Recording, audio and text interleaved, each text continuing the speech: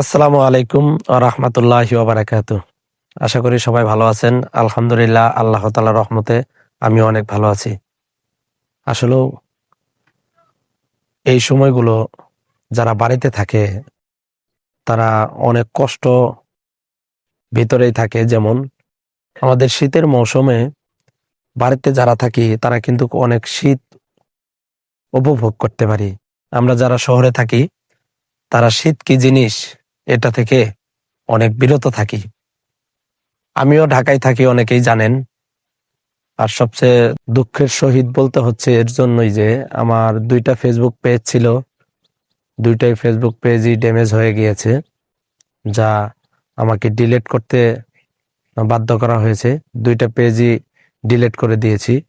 আপাতত আমি এখনো ফেসবুক পেজ খুলতেছি না, এবং কি খুলবো, নতুন বছরের উপলক্ষে খুলবো, আবারও নতুন করে আপনাদের মাঝে ভিডিও উপস্থাপন করার চেষ্টা করবো ইনশাল্লাহ। সবাই দোয়া করবেন আমার জন্য। আচ্ছা, যেটা বলতে চেয়েছিলাম, এই যে শীতের মৌসুমে বাড়িতে সকালবেলা ঘুম থেকে না উঠে, সকাল 10টা বাজে আমরা ঘুম থেকে উঠতাম সবসময় শীতের ভিতরে, কেননা শীত অনেক ভালো লাগার একটা জায়গা। তো আমরা যারা শহরে থাকি তারা তো শীত কোনোভাবেই উপভোগ করতে পারি না। এর জন্যই যে শহরে অনেক দালান এবং কি অনেক গাড়ি ঘোড়া চলার কারণে, অনেক মানুষ থাকার কারণে ওই জায়গায় সবসময় আবহাওয়াটা অনেক গরমই থাকে। তবে এইবার একটু কিন্তু শহরের ভিতরে আমরা যারা থাকি একটু শীত উপভোগ করতেছি। ওই তুলনায় গ্রামের বাড়িতে এত শীত, মানে বুঝতেছেন, আমি কালকে বাড়িতে আসছি, আজকে আমার গলা বসে গিয়েছে এই শীতের জন্য। মানে এত পরিমাণ শীত যে আবহাওয়া আমার আশেপাশে আপনারা দেখতে বুঝতেছেন।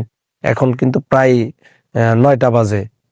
সকালে আরো অনেক বেশি ছিল, এখন একটু কমছে। আমিও এইমাত্র ঘুম থেকে উঠে আসলাম। তাই আসলেও আমরা যারা শীতের সময় বাড়িতে থাকি তারা কিন্তু অনেক উপভোগ করতে পারি। আমরা যারা বাড়িতে না থাকি তারা কিন্তু এই শীতকে অনেক মিস করি। তাই আপনাদের মাঝে আমি আহ এই জন্য ভিডিওটা উপস্থাপন করলাম। আমরা যারা বাইরে থাকি, বিশেষ করে প্রবাসী ভাইরা যারা থাকি, তারা কিন্তু আবহাওয়াটা ওইভাবে বুঝতে পারেন না, আপনাদেরকে দেখাইতে পারে না। তাই আমি মনে করলাম আমি একটু আপনাদেরকে দেখানোর ব্যবস্থা করি। আমি এখন আছি মুরাদাবাদ নদীর ঘাট, ইসলামপুর, জামালপুর। আমার ইসলামপুর থানা এবং কি জামালপুর জেলার শীতের আবহাওয়া অনেক ভয়ঙ্কর, কেননা শীতে মানুষ অনেক খারাপ অবস্থা।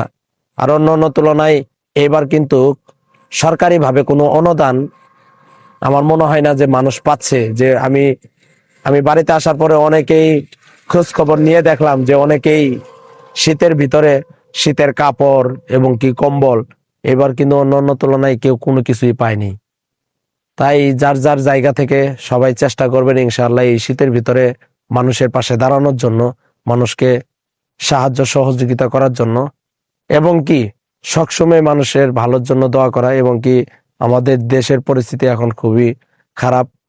আমরা সবাই দেশের জন্য দোয়া করব, দেশ ও জাতির জন্য দোয়া করব, যেন আমরা সবাই ভালো থাকতে পারি